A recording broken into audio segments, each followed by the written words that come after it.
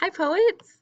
Mrs. Holbrook again, and I'm here with all of our students, Anne, Speedy, and Baby Echo. And we have a new poet that we are going to read two poems of hers today. Her name is Alma Flor Ada, and she writes about the lives of farm workers who work in the fields picking fruits and vegetables. So the first poem I'll read to you is called Lettuce. And these poems were originally written in Spanish, so I'll be reading the English translations today. Close your eyes as I read and make some pictures in your head. Lettuce. Small, curly, fresh and wrinkled, heads of bright green lettuce.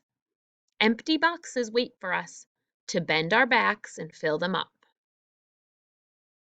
Now, this time you can open your eyes and look at the way the poem is set up as I read. Lettuce. Small, curly, fresh and wrinkled, heads of bright green lettuce. Empty boxes wait for us to bend our backs and fill them up. What's happening in the poem?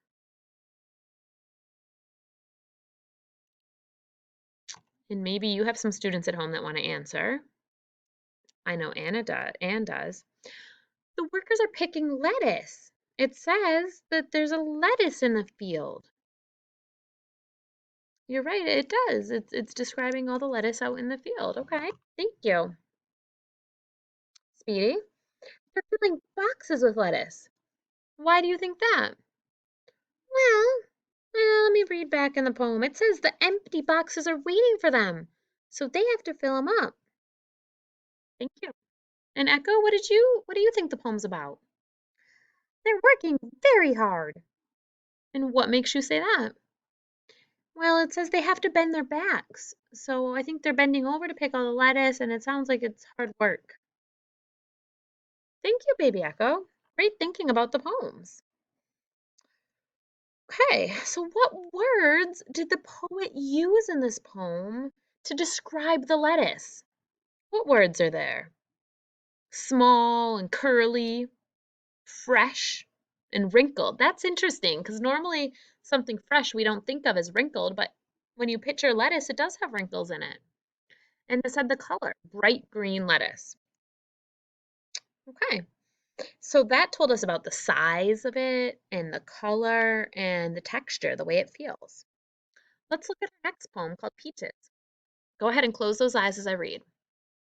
Juicy golden peaches, honey sweet, like a gentle caress in the palm of my hand. And caress means a touch or a hug.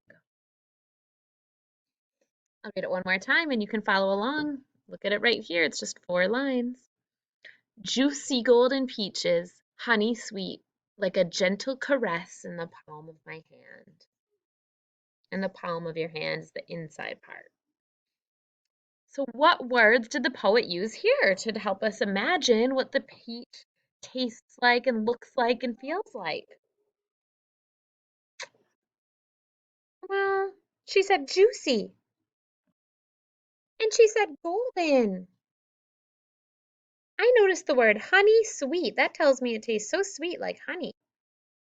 That's right. And when she said like a gentle caress, it really lets us imagine how it feels to hold it in our hand. It's very soft because it's got that fuzz on it. These are all descriptive words called adjectives describing the peach, which is a subject. We know that, right? A subject is a person, place, object, well, thing. This is a thing, animal, or idea that the whole sentence or poem focuses in on. So the subject of this whole poem is the peach. Okay, so using those poems as our guides, we are going to write our own poems about food. So first we have to think, what's a favorite food that you might want to write a poem about?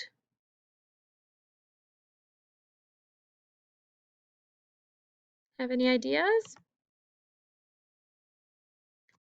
Okay, possible food items to write about. You want it to be something that you can describe what it tastes like and feels like.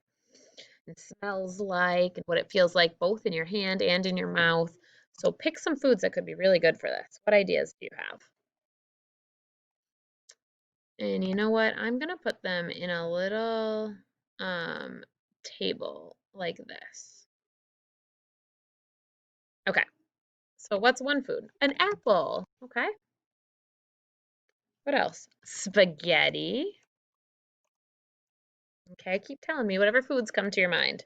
Pizza, cherries, maybe black beans. Okay, um, maybe Skittles. All right.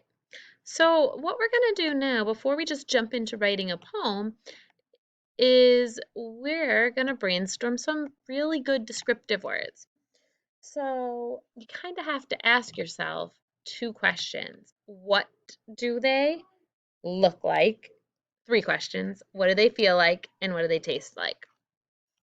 So on my chart right here, let's write out those questions. We said there's three areas, right? So let's start with what does it look like? What does it feel like? What does it taste like? All right, an apple. What kind of ideas do you have? What does it look like? It could be red, it could be green, um, round. What does it feel like when you have an apple in your hand? It feels smooth, okay? And what about in your mouth? Wet once you crunch on it. And what does it taste like? Maybe sweet, maybe crunchy. Well, maybe crunchy isn't really what maybe that's what it feels. It feels crunchy in your mouth. Okay. And you could add way more words. This is just brainstorming to get you going. How about spaghetti? What does it look like? Yeah, it's a long yellow noodle with red tomato sauce. Okay, that's what it looks like. What does spaghetti feel like? Slimy, slippery. What does it taste like? Filling, fills you up. Okay, how about pizza? What does it look like? Oh, you like your pizza to be little triangles? All right. And how does it feel? The crust is crispy. What else? Gooey. What does it taste like? It's delicious. Okay. How about cherries? What do they look like? Yeah, they're red balls with brown stems. Okay. And they're small. What do they feel like? So they're smooth, kind of like an apple. And what do they taste like? Juicy and sweet. Okay. And how about let's do one more. Let's do black beans. What do black beans look like? Small and round and black. And what do they feel? They can be mushy. They can be smooth. They can be kind of hard or soft, depending if they're cooked. And what do they taste like? They taste like tacos to you because you like them in your tacos. Okay. All right, sure. Why not Skittles? Small, round, colorful. And what do they feel like? A little bit slippery. And what do they taste like? Sweet, fruity, and scrumptious. Okay. So this was our brainstorm, my friends. This helped us think about a food you could write about and all these words going.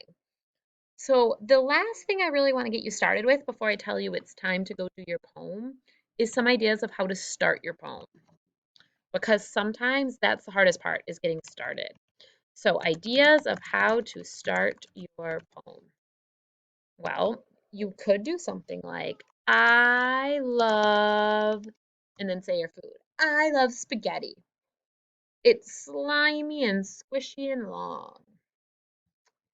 Maybe you could start by saying the food first. Spaghetti is yummy.